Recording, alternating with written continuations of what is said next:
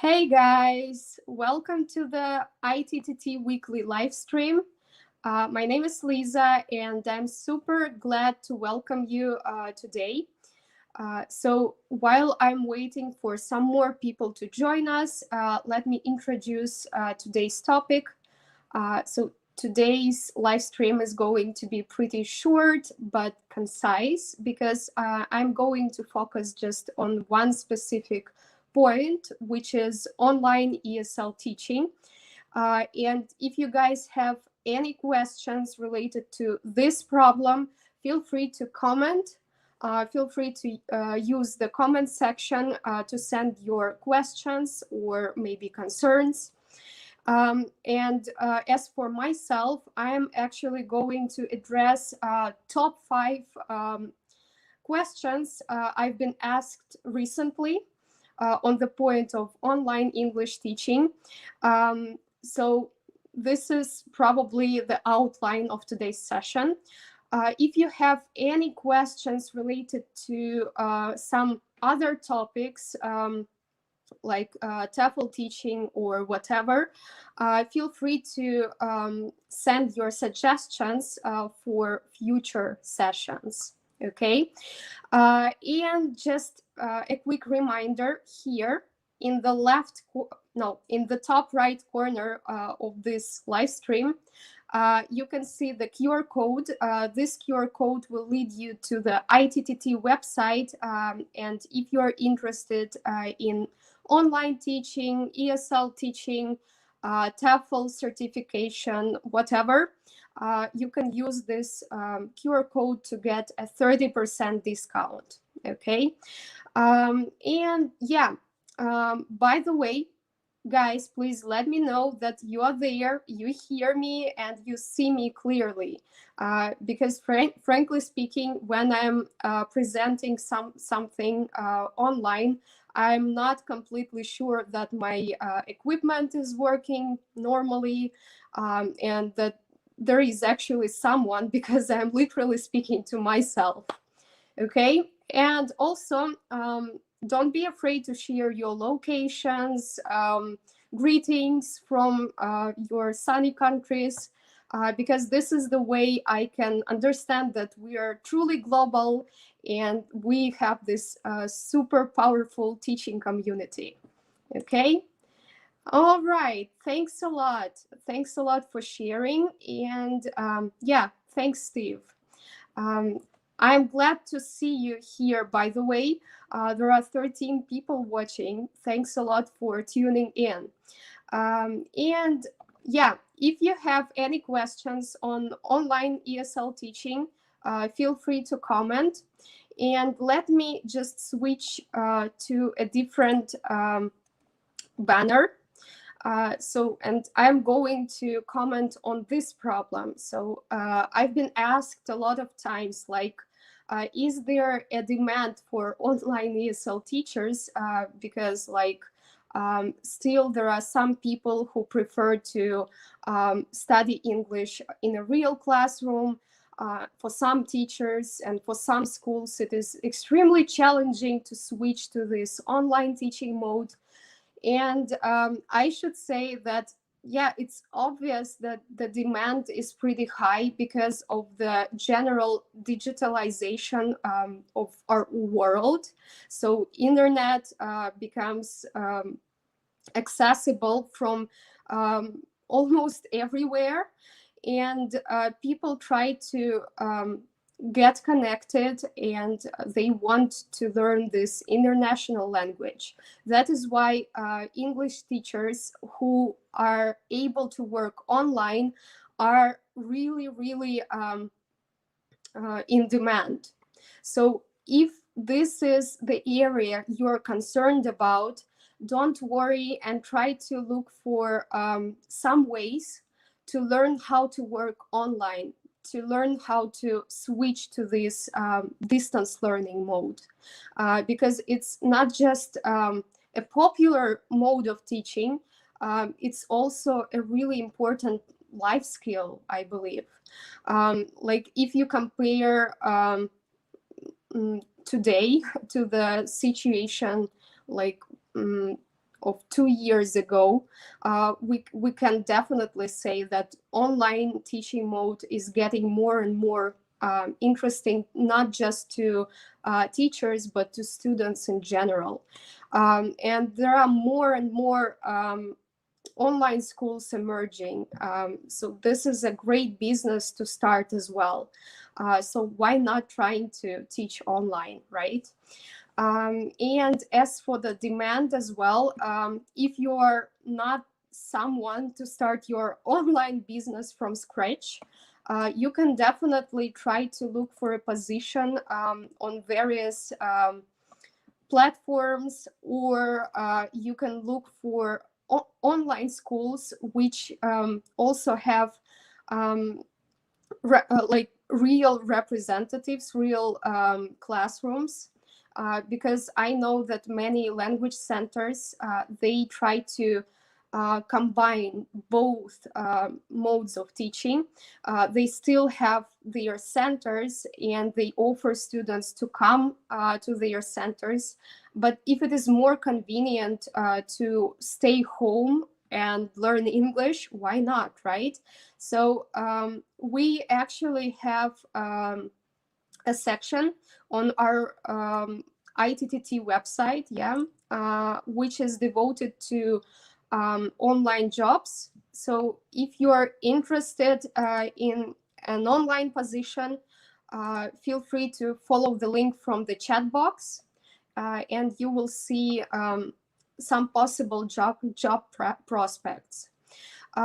Another problem which I would like to address as well is that some people believe that online teaching is less paid than teaching somewhere abroad. And this is actually not true, because situations change. And while like a couple of years ago, teaching in China, for example, was really perspective, and they paid a lot of money to teachers from various places, not just from native speaking countries. So they paid a lot to all possible teachers. These days, they understood like that online teaching is a great business, and they can make even more money doing it online.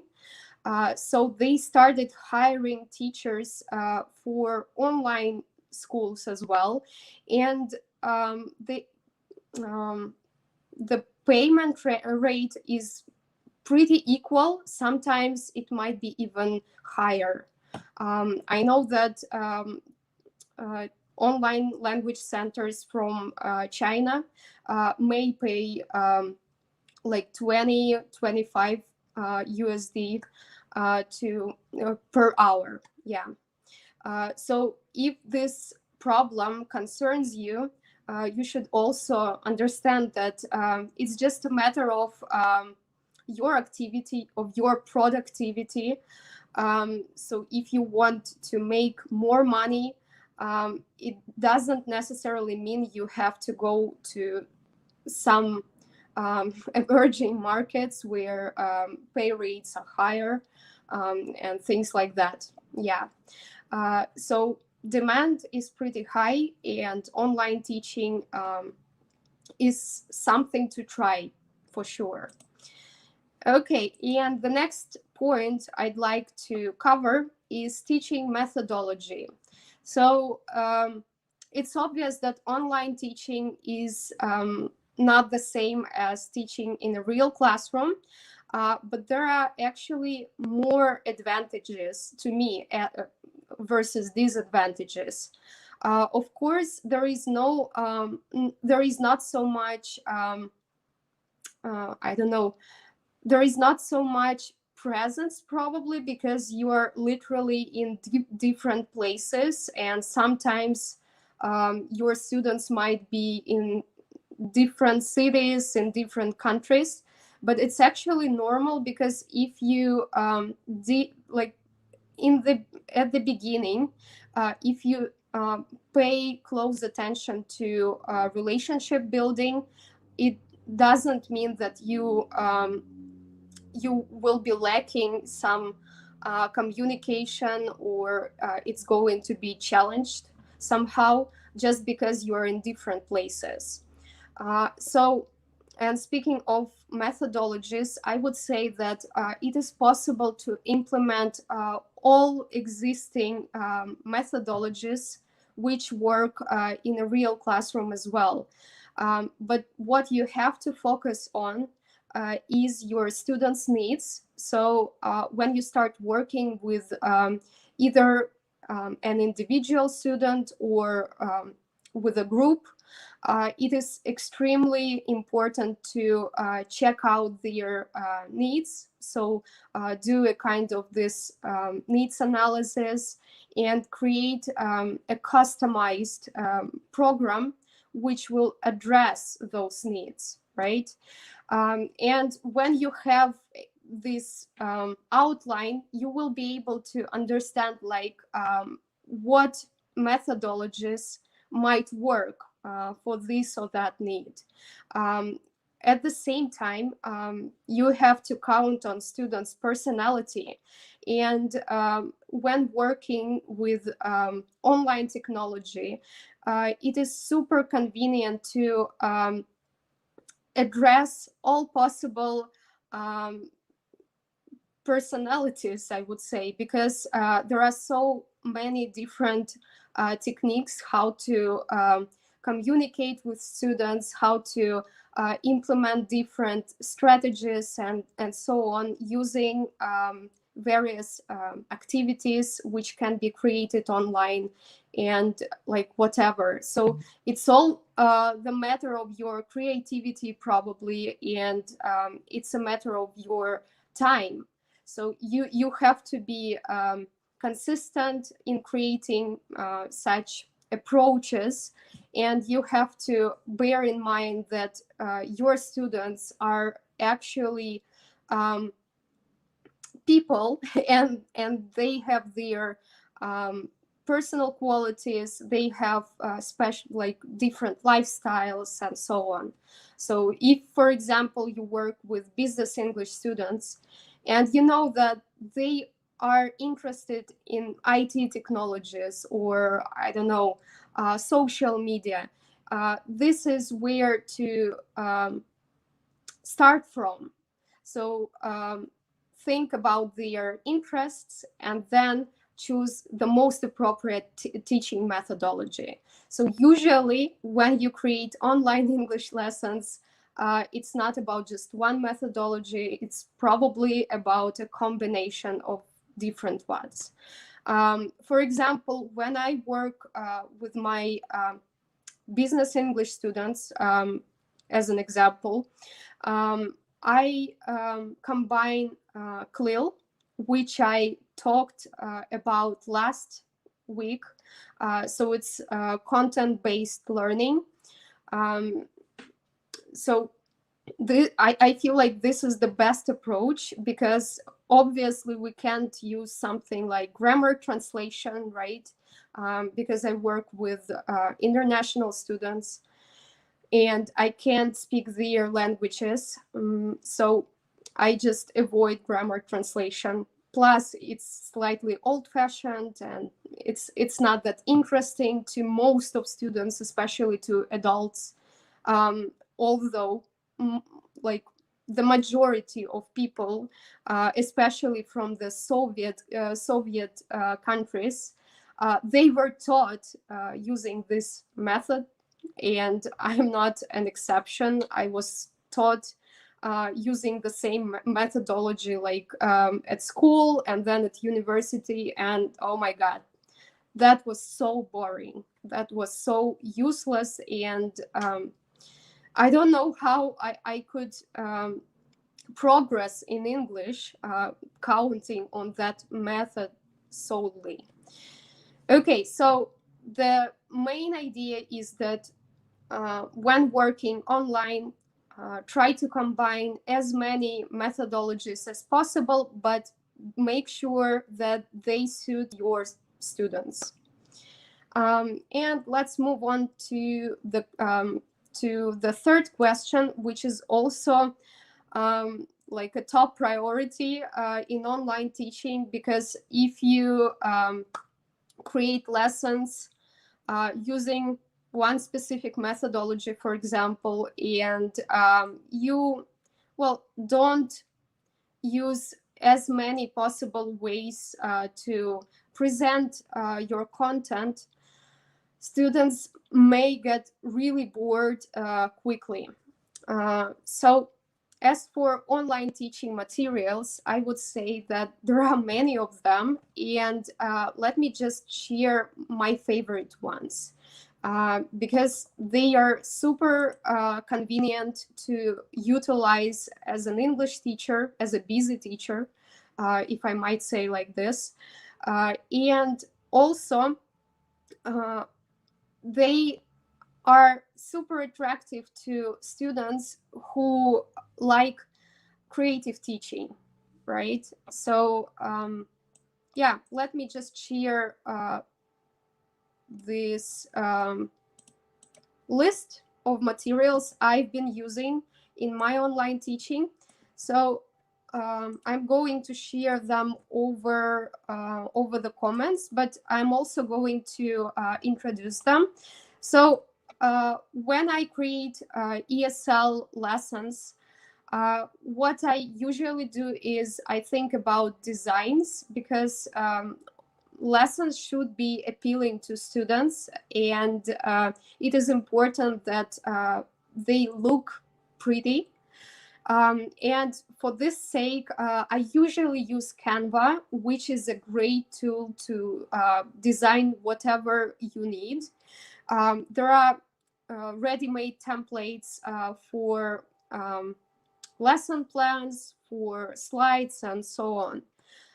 But if you don't want to create your Canva account, you can basically use Google Slides. However, they are less interactive. Probably there are less tools to create designs. However, you can add something from Google Pictures and yeah, just mix and match. So Canva and Google Slides are okay, both like together or separately. It's just up to you. And what else? Google Docs are really useful when you work with texts. And for example, if you, for example, want to present a text and to have a reading activity over this text, you can basically utilize Google Docs, and it's going to be enough.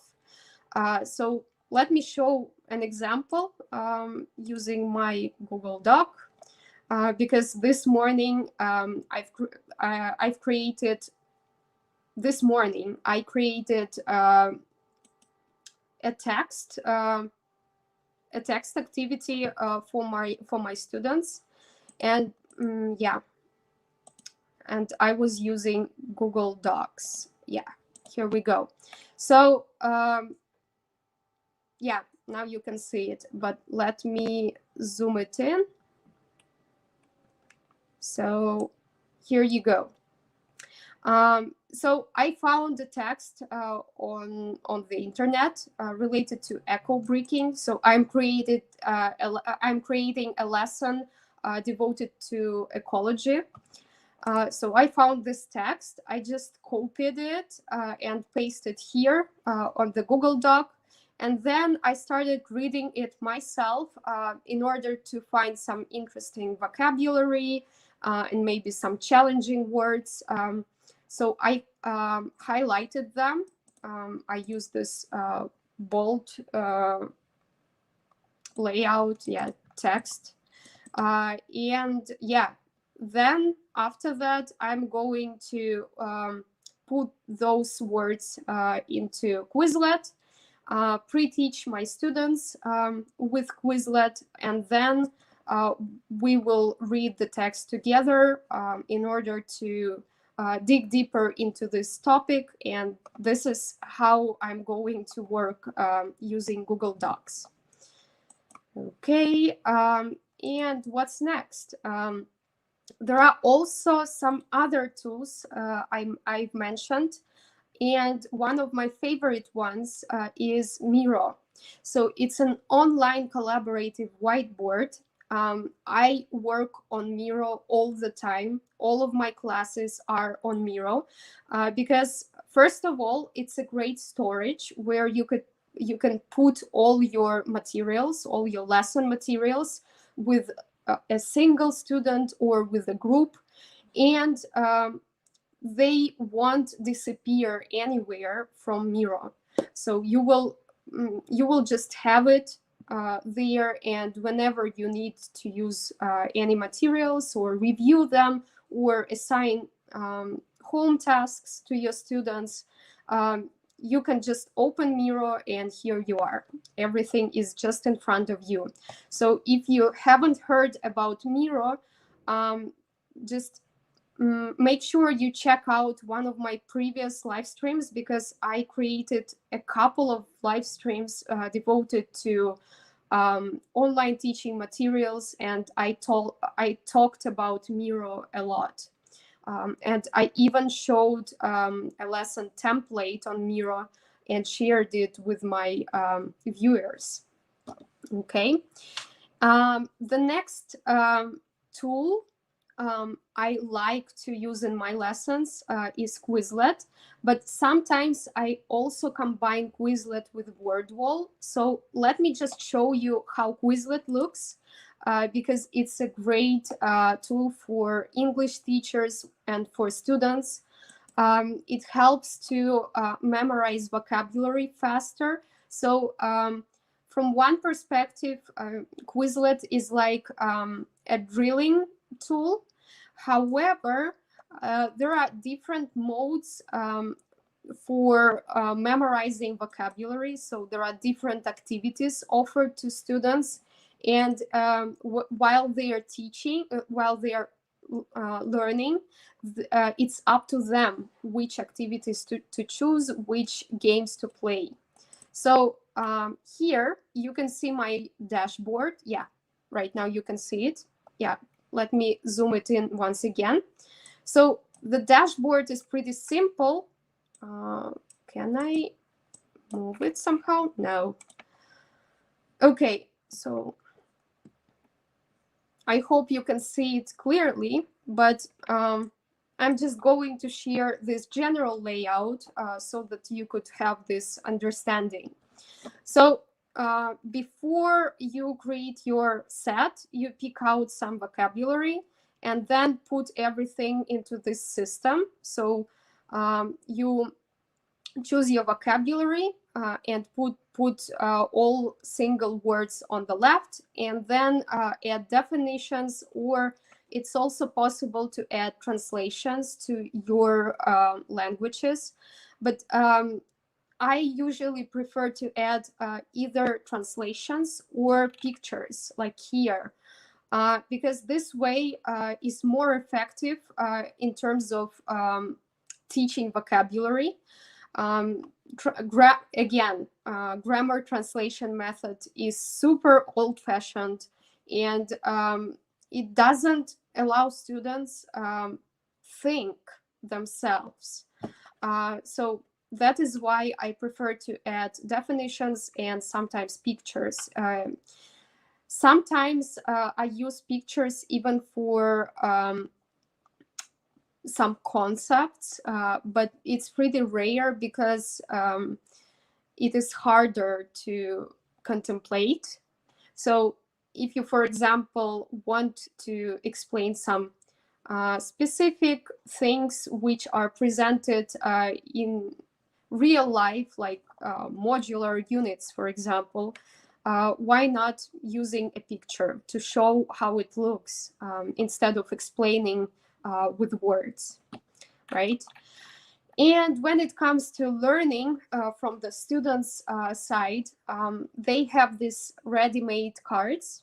They, if you click on the card, you get a definition on another side. However, when you are pretty bored drilling those words like this, you can actually choose a different study mode. So you can, for example, learn this way. Okay, so you are going to be offered a definition, and you have to match with a specific word. What else? If you, for example, want to drill spelling or writing, it's also possible. If you choose spelling, an automated this machine is going to vocalize the word, and you have to type it in here, and that's all. So this is another way to drill this vocabulary. So there are also tests, and if you want to play, if you want to have this gamification, you can choose one of these possible variants as well. And I personally really like Gravity. It's a super fun way to learn some words. So while this is falling, you have to write down a definition or a word, something like that. You have to be super fast, but some students, they like to be challenged. Okay, so this is the way Quizlet looks like. And let me also show you Wordwall, because Wordwall is another tool which is super exciting if you want to offer students some games and activities during the lesson instead of boring drilling. Okay, so let me show you. Oh no, I cannot show you Wordwall because I have to confirm my account. Okay, anyways, let me try it on. I'm so sorry, I wasn't expecting that. Okay, so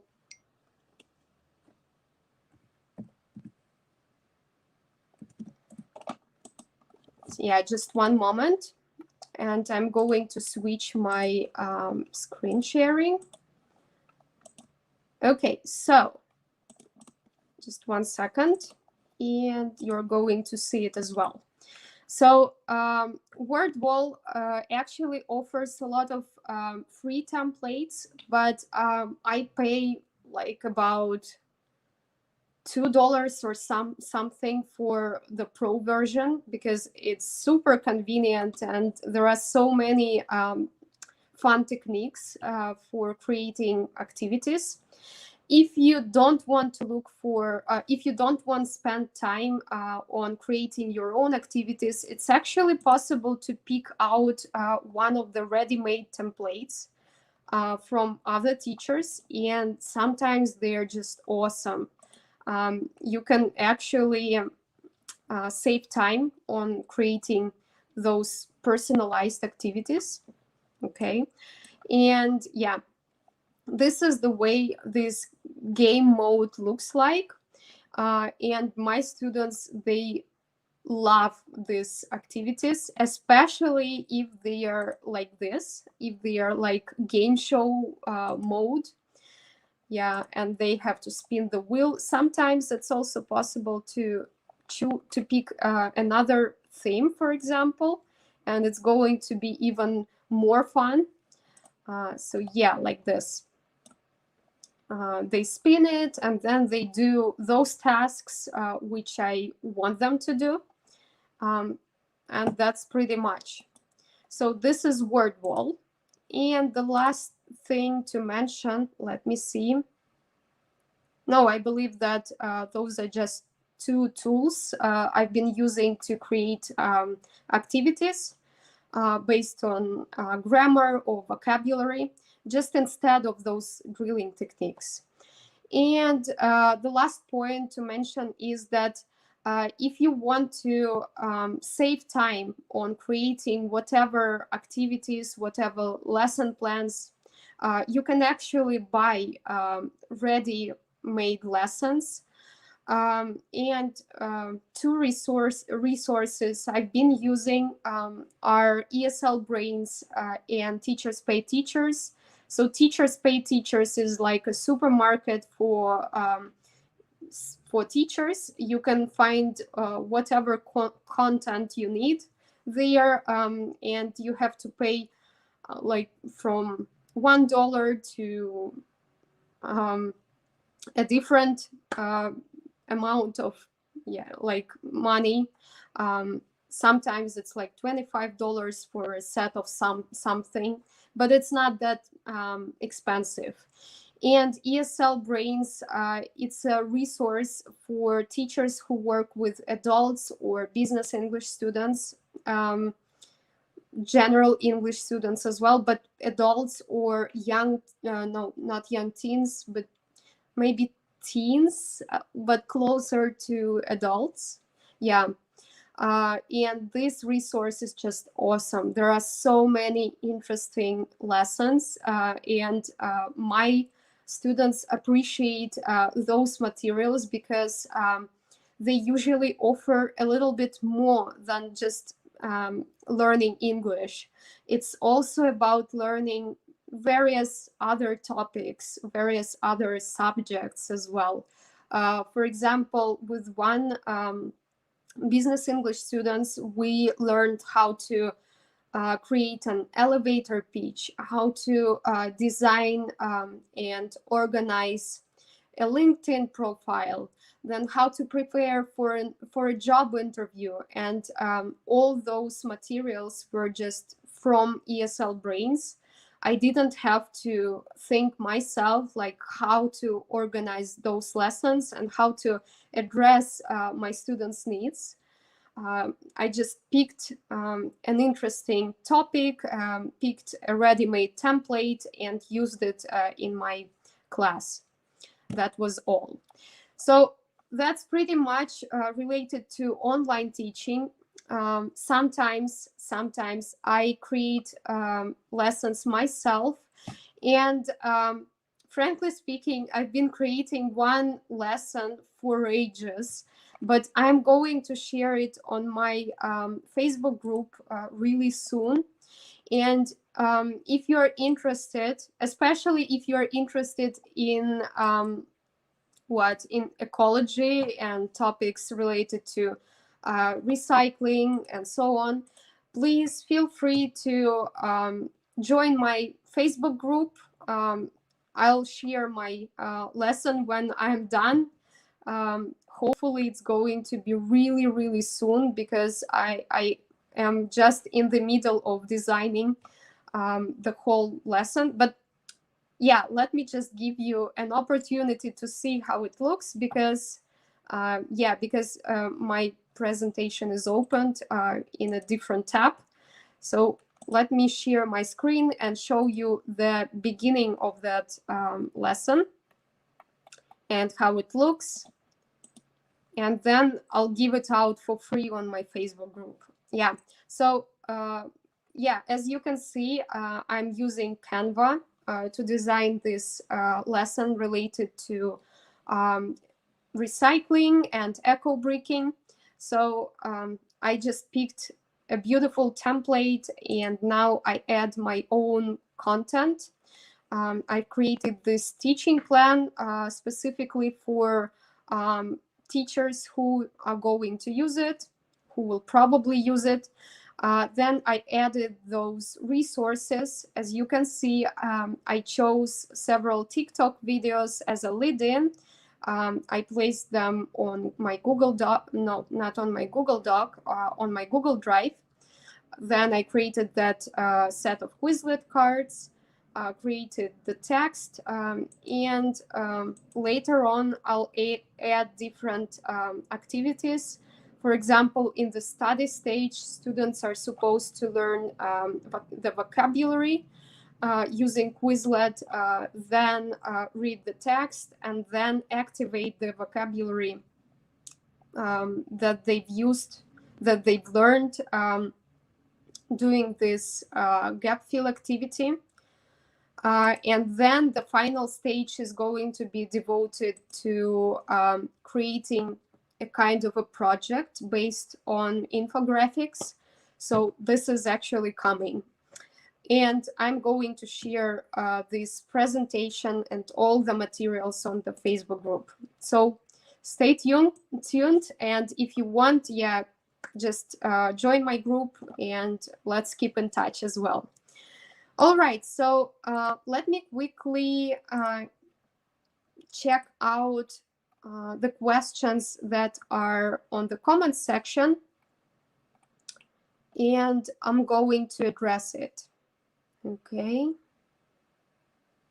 All right, there are so many people from various places. I am so happy to see you guys. Thanks for joining me. And here is the first question, which is straight to the point. So do you need a degree to teach online? Well, basically, if you don't know how to teach in general, you do have to have some training.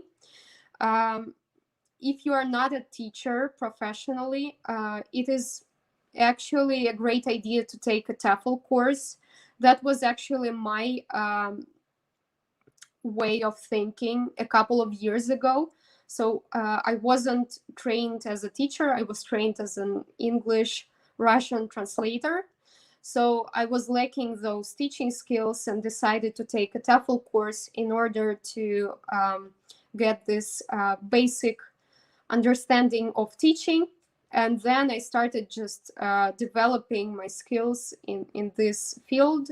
I also took some other courses related to teaching, like how to teach children, how to work with multiple intelligences, and so on.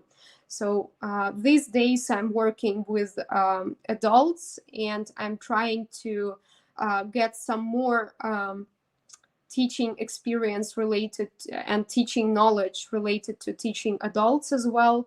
So basically, speaking of a specific teaching degree, maybe you don't have to get it if you teach online. But if you want to know how to teach properly, it's actually preferable to get some training. Yeah. Just to make sure that you understand how to do it, and this way you will feel confident yourself. Yeah. All right, let's see the next question.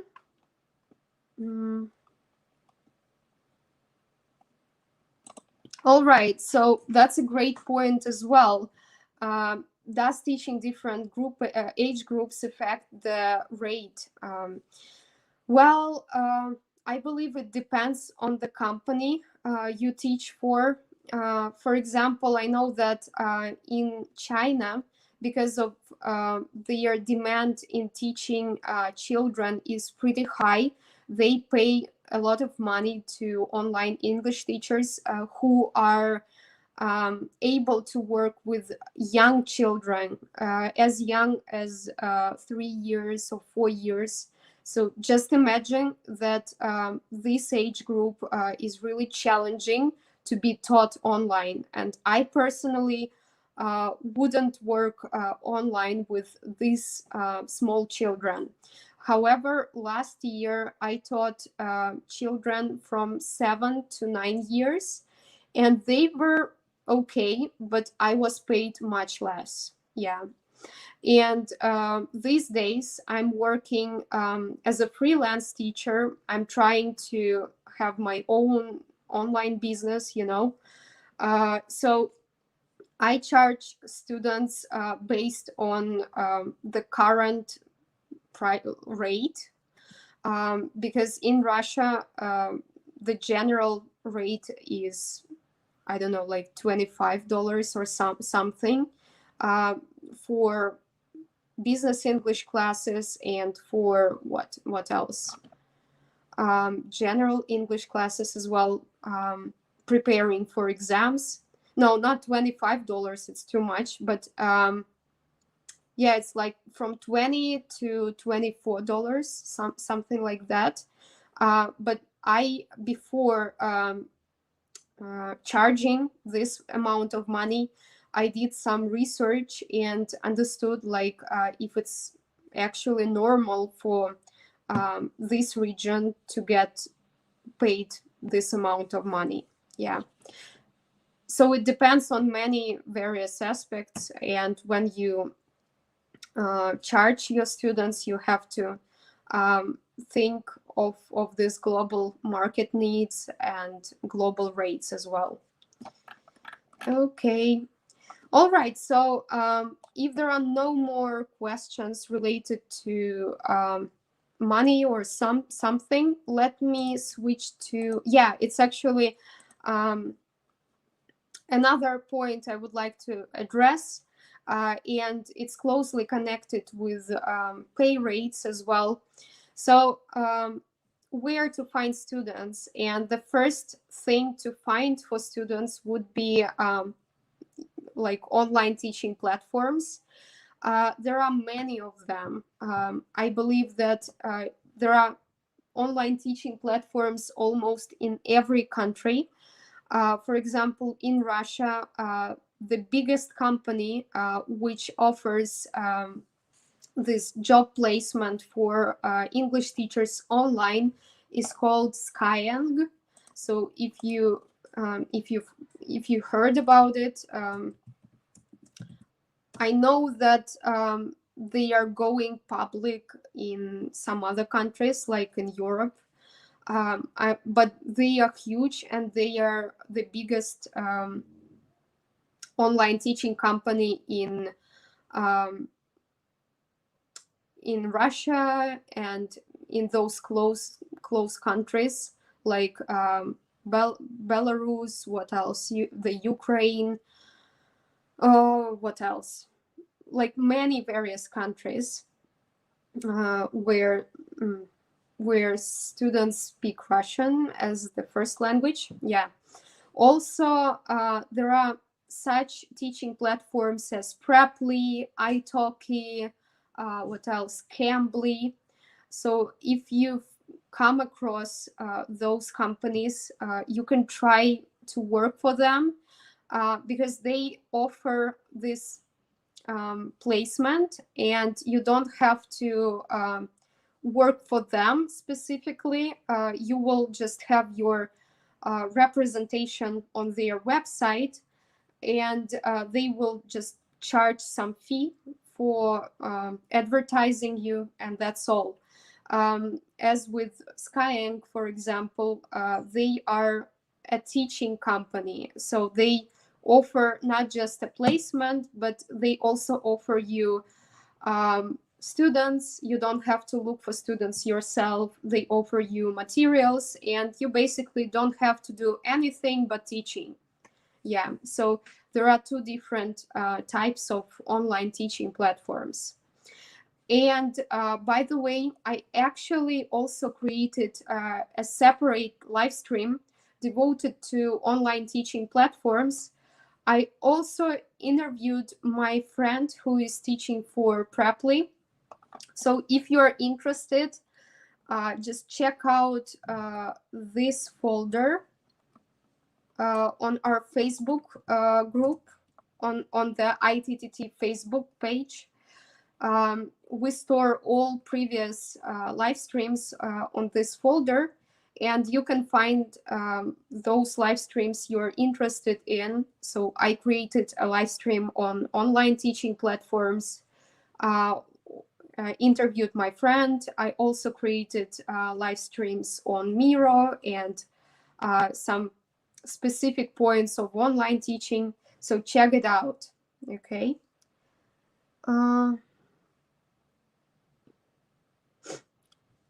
All right. So there is a question I'm not sure about.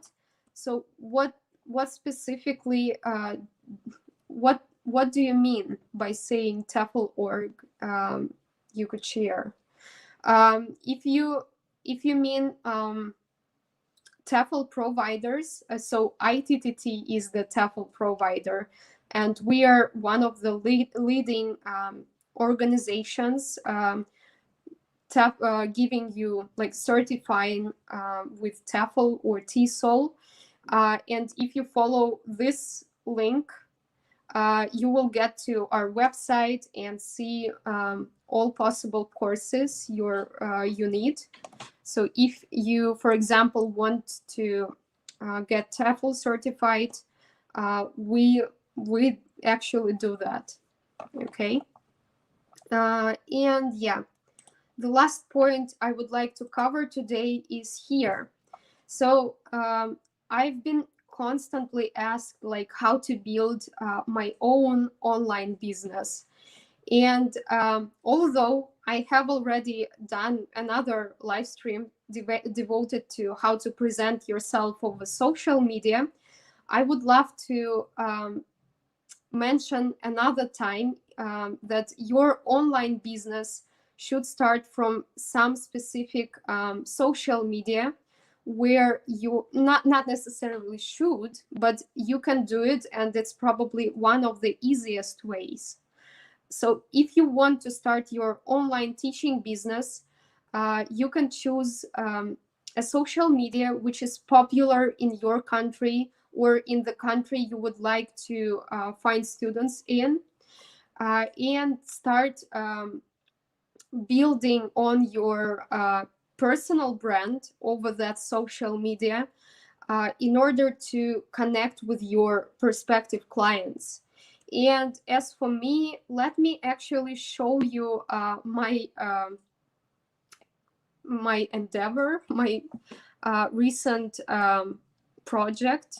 So I have actually decided to build on my personal brand over social media, and I decided to focus on Instagram first. And I am not that active on Instagram yet as an online English teacher, but I try my best, and I have already created these two these two posts. And what else? So I'm going to be more active. I added this header, placed my link where people can book a lesson and see my prices. And I started creating like useful posts. I wrote a couple of posts in Russian related to English learning, because my page is devoted to English learners. So